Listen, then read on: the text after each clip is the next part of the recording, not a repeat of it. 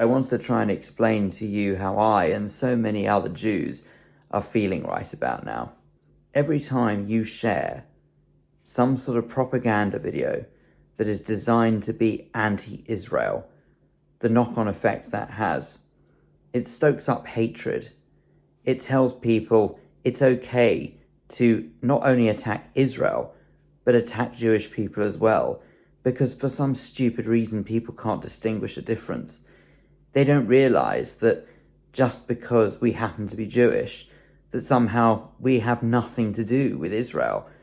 I can't vote in the government there. I don't have any say whatsoever as to who runs the country, and indeed how the country behaves. But that doesn't mean to say that Israel is worthy of your criticism at every step of the way. I could sit here and I could tell you about all of the other hideous things that are going on around the world and ask you, why don't you highlight those? Say, for example, the famine in Yemen. What about those who are in Africa who have to deal with the governments that are so unbelievably corrupt that any aid they're given never reaches them?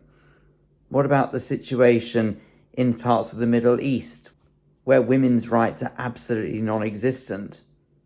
Or what about the situation in China where Uyghur Muslims, as we speak, are being persecuted in concentration camps? But no, it's only Israel that people seem to pick on. You see, Israel is not just a country, it's a safety net. You see, after the Second World War, where Jews were subject to the most horrendous crimes that humanity has ever known, and yes, I do know other people were also subject to them as well, but let's be honest, it was 6 million Jews, it was mainly aimed at them.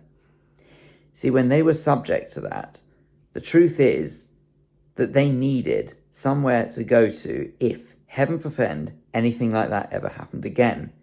And that place was Israel, and frankly still is Israel. But when you have neighbours around you who don't want you to exist for no other reason than you are the only Jewish country in the whole world, let's not forget that. And let's also not forget it's only the size of Wales, but again, people don't know that much either. That's the only reason that its neighbours are constantly attacking it.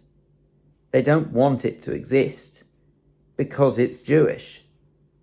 And believe me, once these idiots are finished, they're going to come after the likes of everyone else who doesn't agree with them. It just so happens that Jews are the first on the list.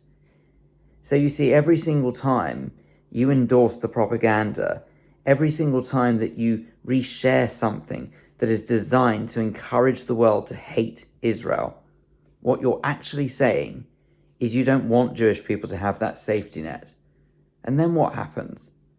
The next step is, okay, Jewish people have nowhere to go, so what, are they going to be driven out of the countries they live in as well?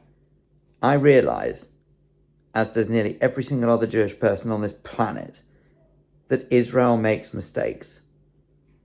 But the difference is, making mistakes does not give you license, does not give you any sort of carte blanche to openly encourage the annihilation of a country.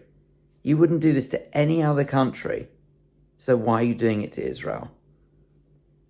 Please just stop and think.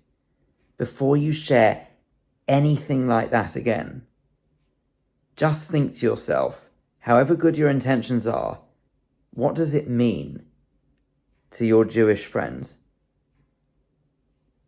Think before you share, please. This situation is insufferable, not just to people who identify as Palestinian, but to Jewish people around the world. And if you encourage it, if you help it, the situation is never going to improve. It's only going to get worse. And what's even more sickening is that a country that is located thousands of miles away from where I am now is affecting my family and friends and the wider Jewish world. Don't let Hamas and the Iranian regime convince you that Jewish people are at fault here. This is fundamentalism. This is ultimately people who want to destroy Israel and the Jewish people. Please don't help them.